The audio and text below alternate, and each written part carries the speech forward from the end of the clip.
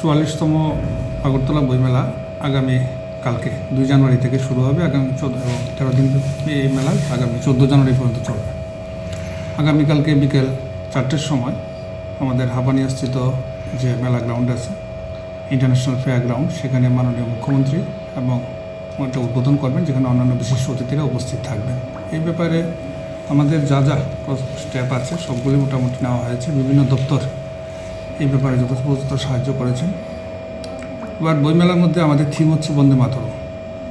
150 বছর পূর্তি উপলক্ষে এই বছরের থিম। গত বছর আমাদের বইমেলায় বই এবং পাশাপাশি অন্যান্য স্টল মিলিয়ে মোটামুটি স্টলের সংখ্যা ছিল 180। এবছর আমরা আশা করছি সেই স্টলের সংখ্যা গত বছরের থেকে আর একটু বাড়বে।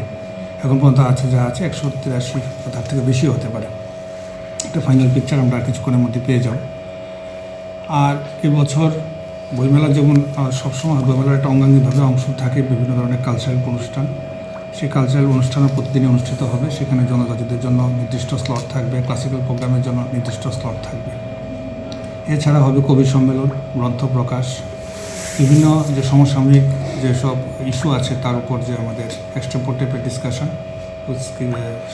পার্টিকুলারলি এমফাসিস অন স্টুডেন্টস, সেগুলো থাকছে। মূলত প্রশাসনিকভাবে আমাদের সমস্ত ধরনের উদ্যোগ নেওয়া হয়েছে। এর পাশাপাশি বইমেলার সঙ্গে যারা সংশ্লিষ্ট বিশিষ্ট ব্যক্তিবর্গ আছেন সমাজের বিভিন্ন ক্ষেত্রে, তারা এখানে অংশগ্রহণ করেছেন। ফলে আমরা আশা করছি বিগত দিনের মতোই আমাদের এই বছরের বইমেলাও খুব ভালোভাবে আমরা করতে পারব।